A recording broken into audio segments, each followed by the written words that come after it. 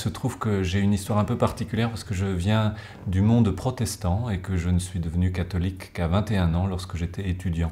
Je me souviens en particulier d'un jour où j'avais retrouvé chez nous, auprès de ma grand-mère qui habitait chez nous à l'époque, le pasteur qui était venu lui rendre visite, et je me suis dit mais quelle merveilleuse vocation que de s'occuper comme ça de ceux qui sont proches, de ceux qui sont loin, de visiter ceux qui sont un peu isolés, de prendre soin comme un bon berger du troupeau du Seigneur.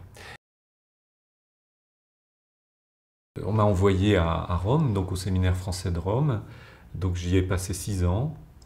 Les années de séminaire sont des années de grand bonheur, ce sont des années où on est un peu mis à l'écart, mais on ne sort pas de la vie. J'ai un très beau souvenir aussi de nos formateurs, des pères qui nous accompagnaient, de la figure de prêtre qu'ils représentaient pour nous. Et ça nous a beaucoup formés. Et puis, ayant la chance aussi d'être à Rome, j'ai pu aussi sentir d'une nouvelle manière la beauté de l'Église, sa richesse, sa diversité, sa catholicité. Et donc les années de séminaire ont été pour moi des années de grande joie, donc dans l'approfondissement de ma vie spirituelle, de mon intelligence de la foi. En tant que prêtre, c'est pour moi tellement précieux de pouvoir recevoir régulièrement le pardon du Seigneur, pour pouvoir moi-même le donner. Le prêtre est un serviteur des trésors que Dieu donne à son Église et au monde, le trésor de sa parole, de ses sacrements. Et souvent aussi, le prêtre peut se sentir en quelque sorte un peu indigne ou très fragile ou très faible par rapport à sa mission, à ce qu'il doit faire, ce qu'il doit transmettre au nom du Seigneur. Et donc il a besoin, comme tous les autres chrétiens, mais aussi à un titre particulier, de recevoir régulièrement le pardon de Dieu, qui le réconforte, qui le relève aussi de son péché, de ses faiblesses, pour pouvoir avec plus de confiance s'adonner à son ministère.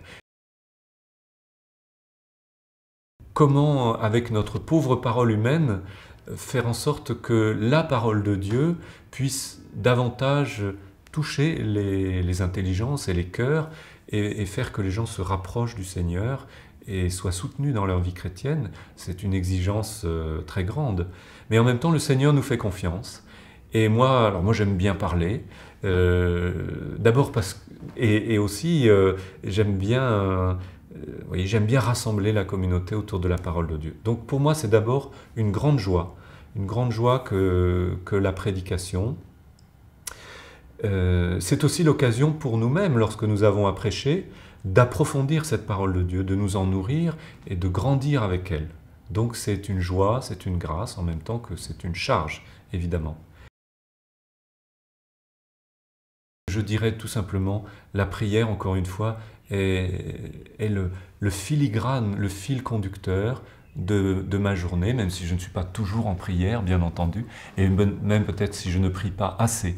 Mais en tout cas, je sais, je comprends, jour après jour, que la prière est la source essentielle de mon ministère. Un des défis de la vie de prêtre, c'est que le prêtre, dans sa vie, est comme suspendu à l'acte de foi.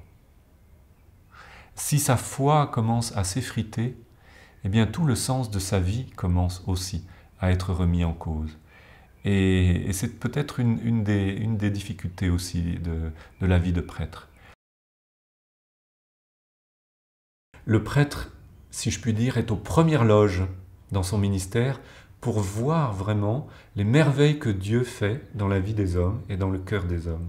Je le vois aujourd'hui en travaillant au séminaire et en accompagnant ces jeunes qui, avec toute leur générosité, avec toute leur espérance aussi, désirent se former pour être les prêtres de demain.